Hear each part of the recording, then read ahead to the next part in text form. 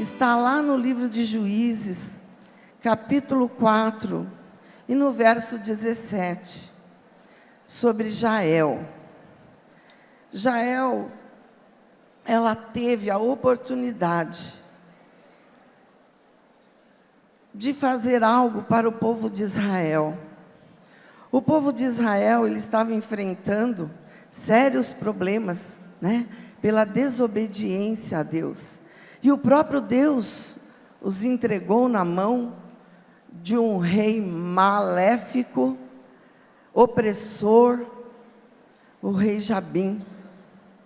E ele tinha um comandante, eu vou rapidamente, porque o que vou falar sobre Jael. E esse comandante de Jabim, do exército, chamava-se Sísera. E aquele homem oprimia duramente os filhos de Israel. E onde entra Débora aqui, neste caso? Débora, todos sabemos que ela era a juíza, levantada como profetisa e juíza de Israel. E ela ouvia e ela conhecia muito bem as dificuldades daquele povo. Ela era a boca que Deus usava. Deus falava através dela. Deus usava aquela mulher para resolver, ouvir os problemas daquele povo, as dificuldades, e através dela terem a solução. E um dia Débora chegou até Baraque, e eu imagino assim, Deus deu a ordem para ela: chega, eu ouvi o clamor desse povo, eu tenho visto a dor desse povo, o sofrimento deste povo. E ela convidou Baraque: vamos nos reunir e vamos enfrentar o exército de Jabim. E ela chamou Baraque, mas Baraque disse: não, só vou se você for. Baraque, vem aqui, vamos nos reunir, vamos reunir o nosso exército e vamos de encontro ao exército de Sísera. E o Senhor disse que a vitória é nossa. Irmãos, lá na palavra de Deus diz que quando elas convidou Baraque para irem até o Monte Tabor, para se reunirem com o exército do inimigo, quando ela disse isso para ele, ela também já confirmou que o Senhor estava com eles e a vitória já era certa. Irmãos, todas as vezes que o Senhor nos orienta, todas as vezes que o Senhor nos diz o que nós temos que fazer, as estratégias, como devemos agir, junto com a estratégia do Senhor, também já tem a vitória acompanhada dessa estratégia. E quando ela disse aquilo para Baraque, mesmo dizendo com toda certeza que a vitória era deles, Baraque disse: não, eu não vou. Eu só vou se você for comigo. Irmãos, tem muitas explicações, muitas vertentes que falam desta atitude de Baraque, de dizer que ele não ia se ela não fosse junto. Tem algumas explicações sobre esta disposição, sobre esta fala dele. E uma delas é uma que eu me identifico e que eu vou falar aqui. Eu, lendo a palavra de Deus, eu não vejo Baraque como um homem fraco e covarde. Eu vejo Baraque, não sou advogada de defesa de Baraque, não, mas dentro da palavra de Deus, eu começo a pensar assim: Baraque conhecia quem era Débora. Ele sabia que a estratégia tinha sido dada para Débora. Então ele reconhecia em Débora uma mulher de Deus. Ele reconhecia que Débora trazia os recados diretos de Deus. Então ele disse, penso aqui comigo, ele disse: não, eu vou com ela. Mas quando a próxima estratégia for dada, vai ser para Débora que Deus vai dar. Então eu vou estar do lado de Débora, para que juntos nós vençamos essa guerra. Irmãos, não é qualquer um que reconhece a autoridade de uma mulher. Não é qualquer pessoa, não é qualquer homem. Hoje, nós vivemos numa cultura machista, mas naquela época era muito maior. A mulher, ela não era ouvida, ela não tinha a liberdade que nós temos hoje. Olha, você saiu de diversos lugares, uns mais próximos, outros mais longe. Você teve a liberdade de vir, de estar aqui nesta manhã, mas naquela época não era bem assim. E Baraque reconhecia a autoridade de Deus na vida de Débora. Então é assim que eu vejo. E tudo tinha uma estratégia já antecipada de Deus. E eles foram, resumindo, o exército de Débora não tinha a menor condição de sair vencedora, humanamente falando. Mas, irmãos, nós não vivemos humanamente falando, nós vivemos espiritualmente falando. Nós materializamos no mundo as coisas do mundo espiritual, nós materializamos. E naquele dia, eles se reuniram e o exército, como Deus já havia dito que seriam vencedores, eles venceram. E todos foram mortos a fio da espada. E uma pessoa fugiu daquela guerra, que foi Sísera. E é aí que eu vou entrar agora. Sísera fugiu. E tinha, perto daquele local de guerra, uma tenda armada, estrategicamente, porque o Senhor cuida de cada detalhe. O Senhor cuida daquilo que a nossa mente jamais imaginou, não é verdade? Nós somos muito limitados, nós temos um olhar muito baixo, e nós muitas vezes não conseguimos enxergar aquilo que está à nossa frente. E aquele homem chegou àquela tenda, a tenda de Éber e de Jael. E o que eu posso aprender com a atitude de Jael? O que eu posso entender com aquela mulher, quando recebeu como hóspede aquele homem mau, e ela sabia quem ela estava recebendo em casa. Todos conheciam quem era o comandante Sísera. E ela sabia da opressão, embora ela não era uma mulher israelita, mas ela sabia da opressão daquele povo, que também estavam sofrendo por permissão do Senhor, porque nada acontece sem a permissão do nosso Deus. Mas muitas vezes, o propósito de Deus, para se cumprir na nossa vida, passa por caminhos que muitas vezes nós não entendemos. Mas o Senhor tem um bom futuro reservado para cada uma de nós. O Senhor tem um bom futuro para a sua família. O Senhor tem um bom futuro para a sua saúde. O Senhor tem um bom futuro para o seu ministério. Um bom futuro para o seu grupo de mulheres.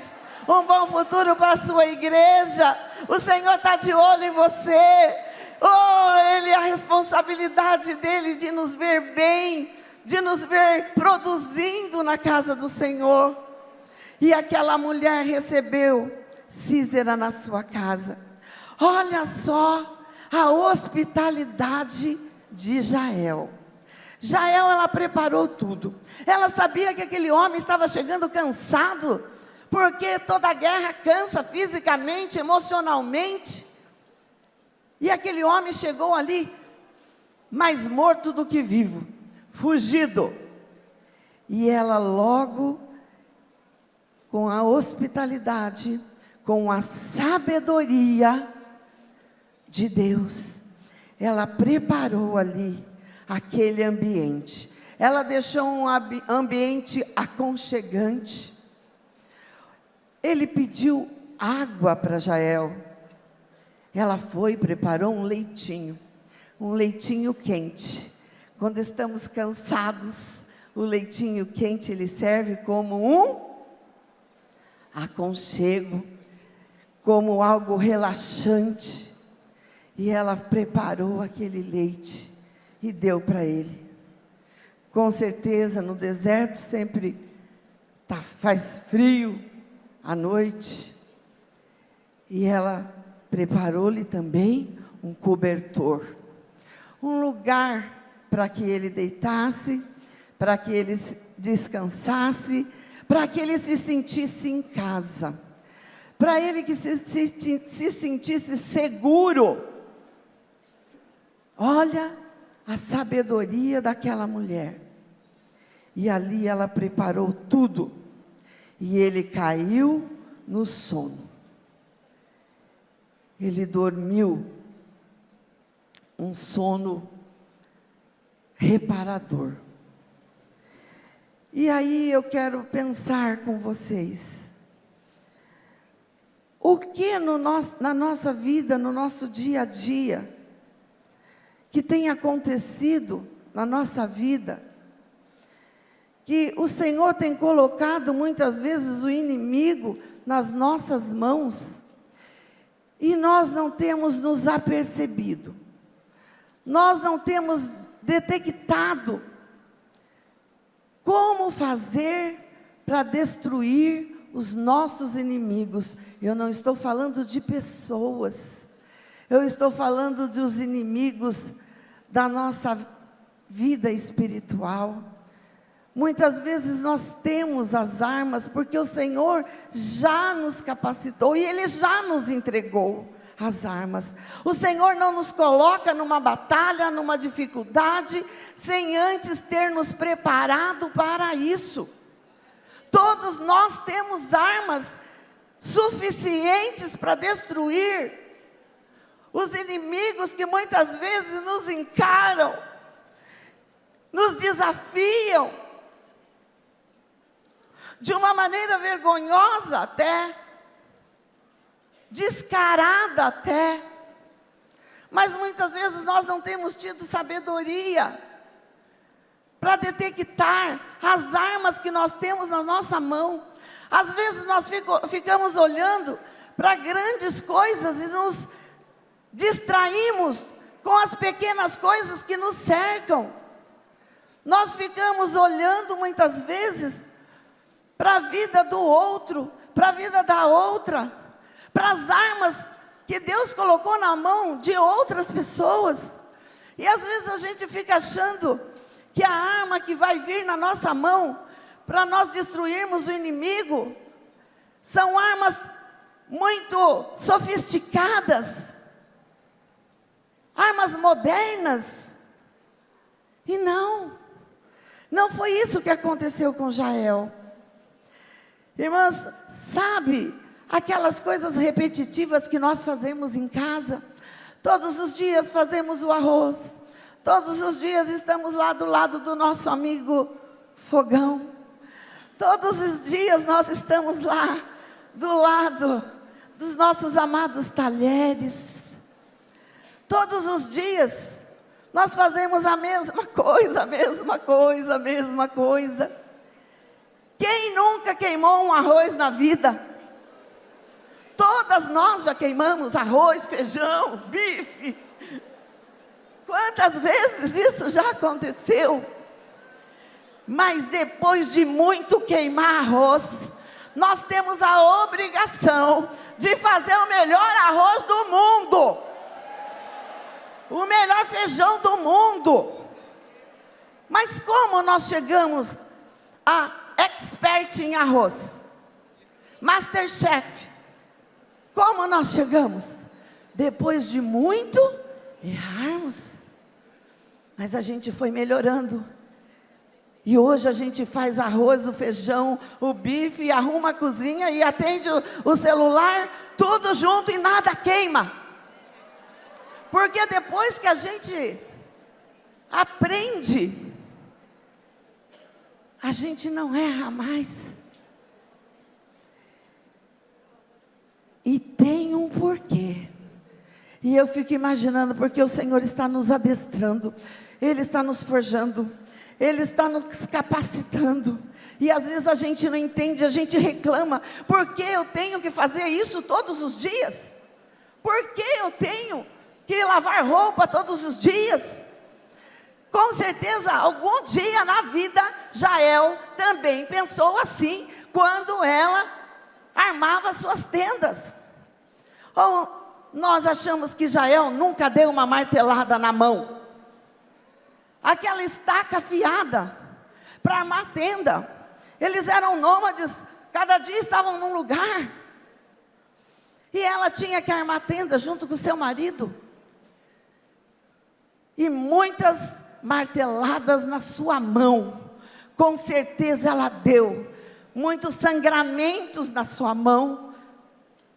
Eu fico imaginando o que teve, até ela chegar neste dia, onde ela precisou usar, não uma arma estranha que ela foi buscar na casa do vizinho, mas uma arma que o Senhor tinha treinado ela. E com aquela arma de treinamento, era a arma que o Senhor ia usar a vida de Jael, para destruir aquele capitão, aquele comandante, que estava aprisionando e oprimindo o povo de Deus. Você não sabe qual é a arma que Deus vai usar para que você destrua o seu mal, o seu inimigo. Mas saiba, seja qual for a arma, Ele já te treinou. Você não vai usar a sua arma no dia de abater o seu inimigo. Ele já te treinou, assim como Ele treinou Jael nas tendas. Mas ela não desperdiçou. Irmãs, o problema está que muitas vezes nós não valorizamos as coisas pequenas. E aquela mulher, quando ela viu a oportunidade, ela não desperdiçou. Ela usou a ferramenta que ela tanto era treinada. E ela disse: eu não tenho como errar. Eu não tenho como não sair vitoriosa. E ela se preparou enquanto aquele homem dormia. Primeiro lugar, não desperdice as ferramentas que o Senhor tem colocado na sua vida. Peça sabedoria ao Senhor, para que Ele mostre, porque as oportunidades, elas passam muito rápidas na nossa vida, e se nós estivermos distraídos com alguma coisa, elas vão passar, e a gente não vai perceber. Então esse é o ponto número 1. Não desperdice as oportunidades que o Senhor coloca na tua mão. Segunda oportunidade, segundo item que nós vamos falar, ela usou as ferramentas que ela tinha. Ela não perdeu tempo. Ela não disse assim: eu não tenho uma espada, eu estou enfrentando aqui um comandante do rei, e eu não tenho uma espada, e se ele acordar, o que eu vou fazer? Eu acho que eu vou lá no vizinho ver se ele tem uma espada. Não, ela não fez isso. Ela tinha convicção daquilo que ela precisava fazer. Ela tinha sabedoria, ela tinha coragem. A coragem e a sabedoria, elas moram juntas. Só a coragem sem a sabedoria não resolve muito, porque eu posso ter a coragem e agir na hora errada, com a ferramenta errada. Mas se eu tiver a coragem e a sabedoria juntas, eu vou usar a ferramenta certa, na hora certa, que o Senhor Jesus autorizar. Então só a coragem, ou só a sabedoria, também não, porque eu posso ser sábia, mas eu posso não ser um covarde, não ter coragem de encarar a situação, de enfrentar as dificuldades, mas que o Senhor nos dê a graça de ter a sabedoria e a coragem juntas, para que a gente vença todas as dificuldades da nossa vida. Lição número 3. Tenha a motivação certa. Ela não agiu por vingança. Ela não agiu porque ela queria mostrar para aquele povo quem ela era. Irmãos, não é quem eu sou, não é quem você é, não é quem somos, é quem o Senhor é na nossa vida. E Ele é o grande eu sou na nossa vida. O grande eu sou, Ele é aquilo que você precisa. Ele é o especialista que você está precisando. Ele é o grande eu sou. Se você precisa de paz, Ele é a tua paz. Se você precisa de alegria, Ele é a tua alegria. Se você precisa de saúde, Ele é a sua saúde. Se você precisa vencer na área financeira, Ele também é financeiro. O Senhor é tudo aquilo que nós precisamos. E Ele tem demonstrado isso todos os dias da nossa vida. O Senhor e aquela mulher, ela tinha as motivações certas. E toda motivação nossa precisa ser para glorificar e exaltar exclusivamente o nome do nosso Deus. A vingança não é nossa, porque se nós formos nos vingar de algo, nunca a nossa vingança vai chegar à altura de quando o Senhor toma as nossas causas, quando o Senhor toma as nossas dores. O Senhor é aquele que lá na noite escura, na sua cama, quando você pensa que ninguém está vendo, Ele está olhando, Ele está colhendo as suas lágrimas. Ele está dizendo: segura aí, segura firme, fica firme, a vitória está chegando, a sua hora está chegando. A nossa hora não é a hora de Deus, o nosso tempo não é o tempo de Deus, mas o Senhor tem tudo a seu tempo. E muitas vezes tem coisas que nós vamos pedir e Ele não vai nos dar. Nem tudo que a gente pede, o Senhor vai dar naquele momento, naquela hora. Sabe quando nossos filhos são pequenos e eles pedem, e eles pegam uma faca, porque eles querem brincar, né, com aquela faca, e a gente diz: nananana, não, não pode, você vai se ferir, vai se machucar, e ainda vai me dar trabalho. É ou não é? O Senhor olha para nós também como filhos, como filhinhas que somos, e Ele sabe, de repente aquilo que eu estou pedindo, não vai ser um benefício para mim. De repente aquilo que eu estou pedindo naquele momento, vai ser uma arma, que ao invés de me abençoar, vai me amaldiçoar. Então, tudo tem o tempo certo. E nesse percurso, nessa espera, de quando pedimos algo ao Senhor, e até que Ele nos responda, ou não responda, porque Ele faz a maneira que Ele quer, do jeito que Ele quer, a hora que Ele quer. Nesse percurso, O Senhor fica a nos observar. Quais serão as nossas atitudes? O que nós vamos falar nesse processo? O que nós vamos dizer? Como nós vamos nos relacionar? Como nós vamos nos comportar? Quais serão as nossas atitudes? Será que como filhos maduros, filhas que entendem que aquela não é a hora? Ou vamos nos comportar como crianças espirituais? Eu sempre comento na igreja sobre isso.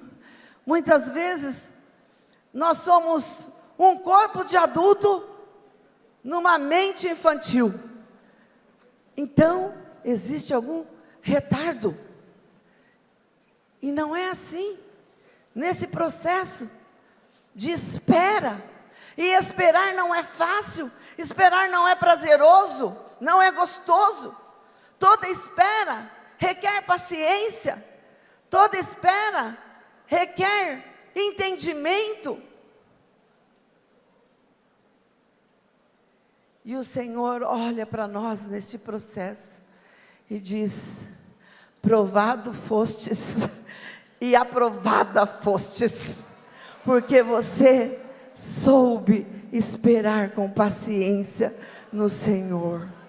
E a vida que Jael achava que muitas vezes era uma vida tão sem graça, de ficar batendo estaca, tirando estaca, pondo estaca, tirando estaca, de lugar em lugar, ela pôde ver que ela foi usada pelo Senhor para trazer paz e libertação para o povo de Israel.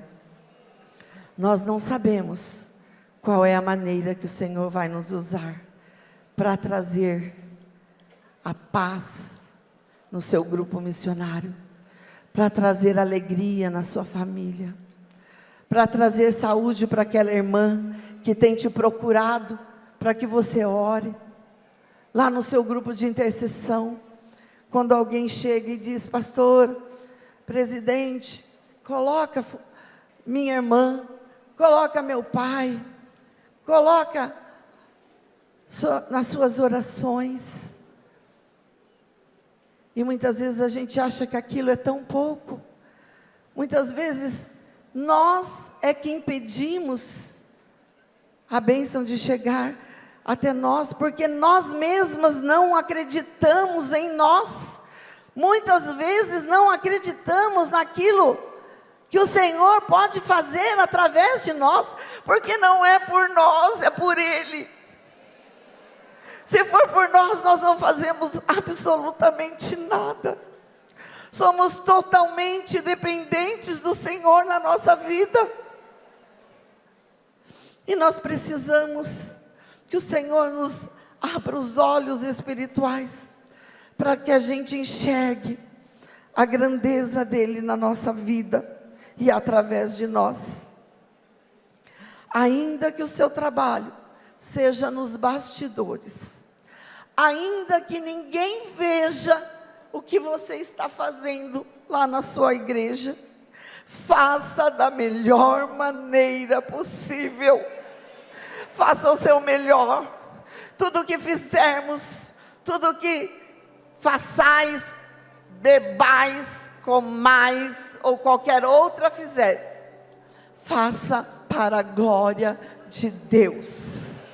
Não faça para que alguém venha te elogiar.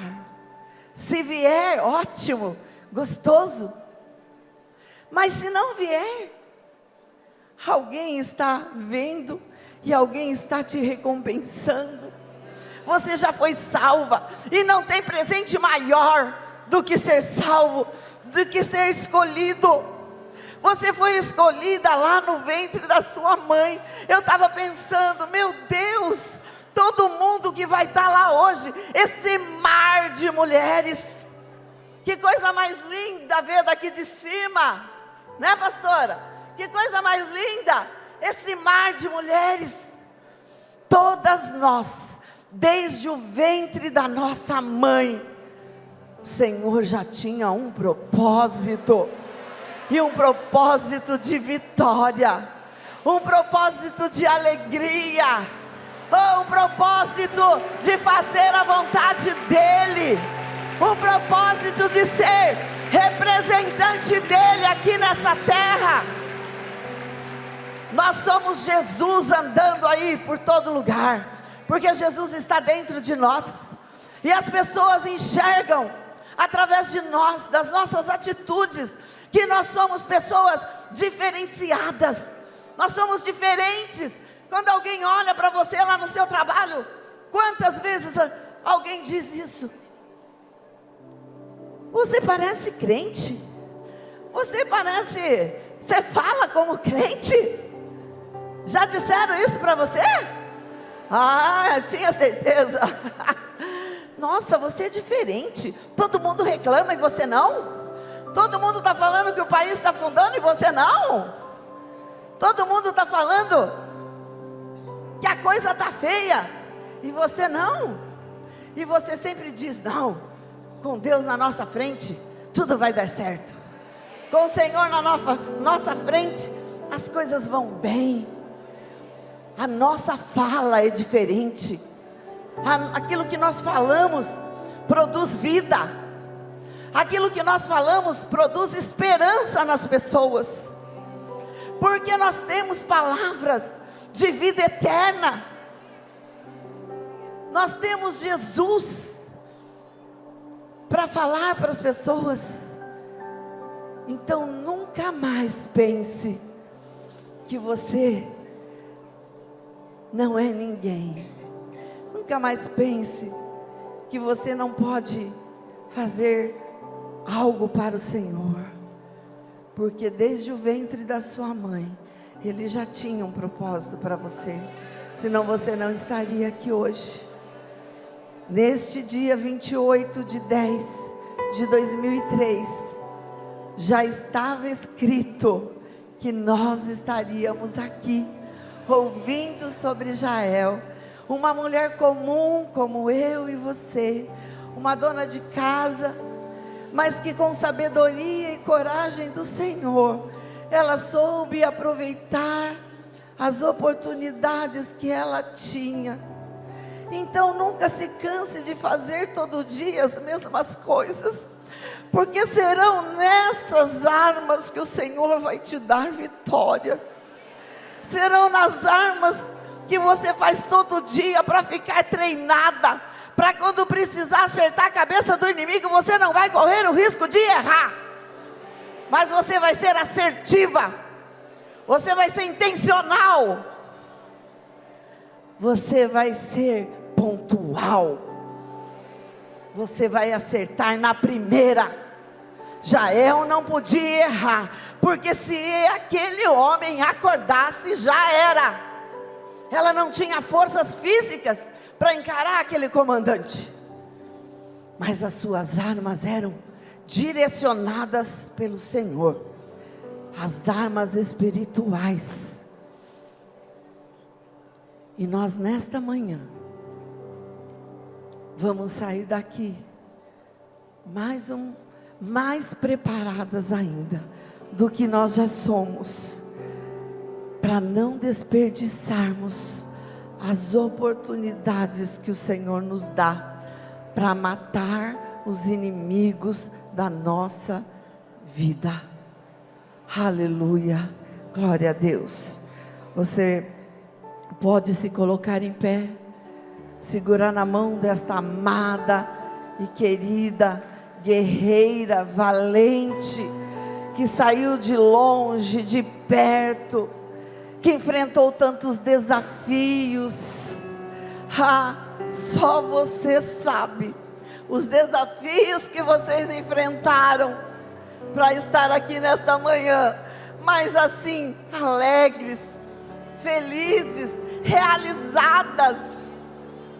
Oh, aleluia! Como é gostoso falar com mulheres que estão realizadas.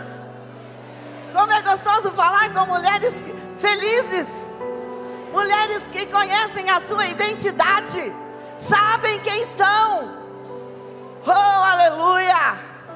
Muitas pessoas não sabem quem são, mas nós aqui sabemos.